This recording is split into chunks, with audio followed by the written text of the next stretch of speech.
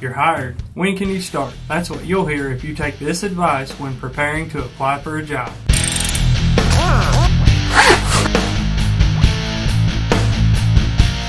Welcome to Epically Simple Basics. I'm JR, and if you want to learn more basic life skills, remember to hit that subscribe button. Here are 3 things you should do before even starting to fill out a job application. Number 1 is organize your information. Now, there are 4 main groups that we're going to focus on in this. The first one is going to be your personal information. That's your name, address, phone number, email address, and any alternates that you might have of any of those. By the way, you want to record this information somehow. Write it on paper, scribble it with a crayon, type it up in Word or Notepad on a computer, chisel it in stone, it don't matter. Just write it down or record it somewhere. Make a video, record your voice, just saying the information. It doesn't matter as long as you have it recorded. We're just gathering and organizing the information at this point. Next is going to be your experience. Now this is mostly focused on your job history, so start pulling out those old resumes. If you have old applications that you forgot to turn in, pull those out. Look at W-2s, tax forms, look at old pay stubs. Call up people that you used to work for and talk to the HR department, get the information. Call Social Security, get the information that way. Go to the unemployment office, you can get a printout, but if you have employment from other states, then you'll have to look at those other states' unemployment offices. But there's a lot of different ways that you can get this information. The detailed information that you're going to want to gather about all of your past employment experience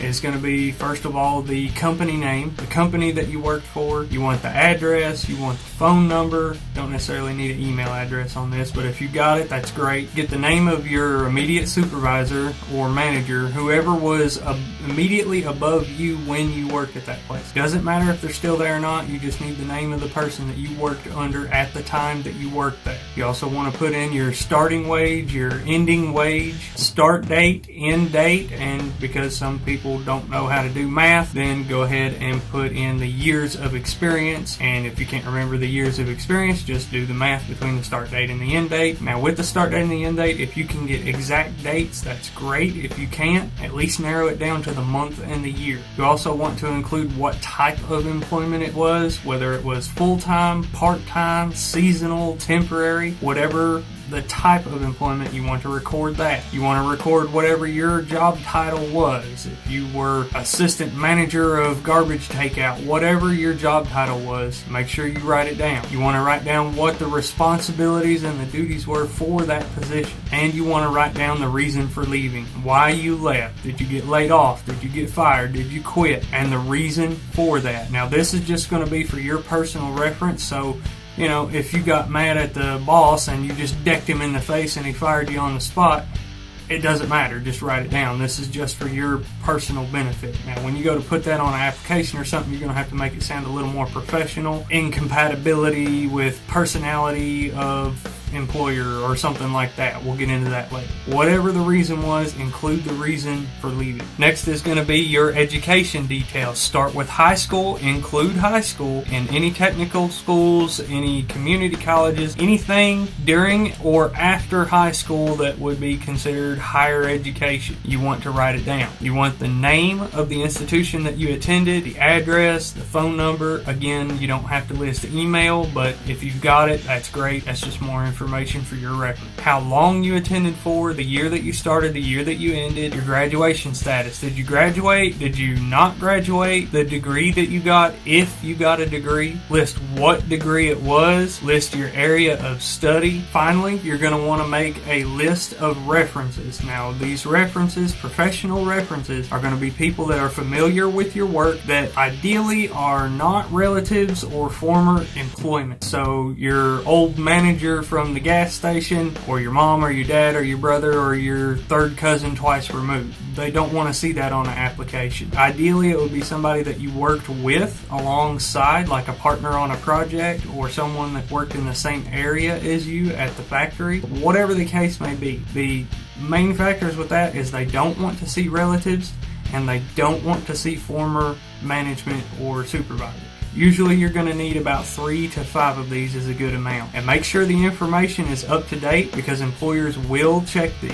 You want to get the name, you want to get the address. You don't necessarily have to have the street address, but at least the city and state. Get their phone number, get how you know them, and how long you've known them. Again, these are professional references, so they need to be familiar with your work, and make sure your information is up to date because the employer you're applying to will contact them. Here's a bonus tip that a lot of people don't even think about. Remember when I said earlier you can chisel it in stone, write it on notebook paper, type it up in Notepad or Word or Office or whatever you've got to record it. At least get it recorded. Well, now it's time to copy it. Okay, it's best to start this out in like Word or Notepad on a computer so you can copy it. You want to save it in as many places as possible. You want a hard copy printed out.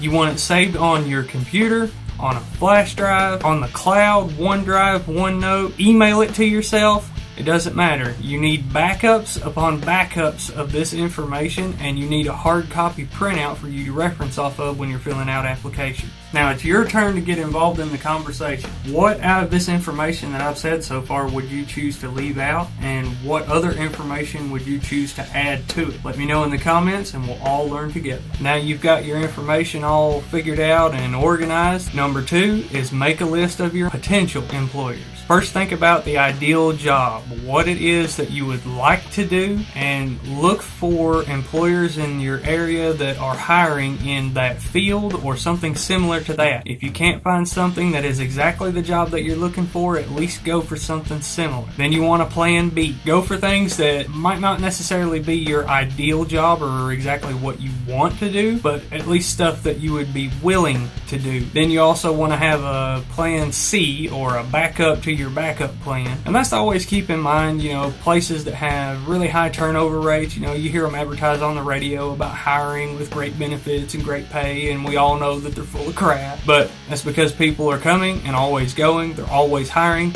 So if you're in a pinch and you need a job, you can apply to one of those places, and it's not a guaranteed hire, but it's pretty close to it. And also keep in mind, you got your temp services and contracted deals and things of that nature. So keep those in the back of your mind as your backup to your backup plan. Your turn again. What else would you consider when looking for a potential employer? Of course, I know pay is also one of those things that we should look for too, but that's not the most important thing, especially when you don't have a job and you're just trying to get something to have something coming in. Then you're going to take whatever you can find that's as close to what you want as possible. So what else would you add to the list? Let me know in the comments and I might just add it to the list. And finally, number 3 on our list of things to do before starting to apply for a job, prepare a resume. Now, I'm going to have a whole nother video on this later on, probably the next video. When you turn in a resume, especially to an employer or a potential employer that didn't ask for one, or that is only requiring a application to be filled out, it's automatically going to put you ahead of anyone else that put in an application that did not include a resume. Especially if it's not asked for, it's going to show them that you have the dedication and the willingness to put in the work that requires not only to get the job, how much more dedication, how much more work are you going to put into the job itself to keep it and to do the best that you can. That's what your employers are going to be thinking when you hand in a resume when it wasn't even asked for. Now, some places require a resume, so it's almost a given you kind of have to fill one out.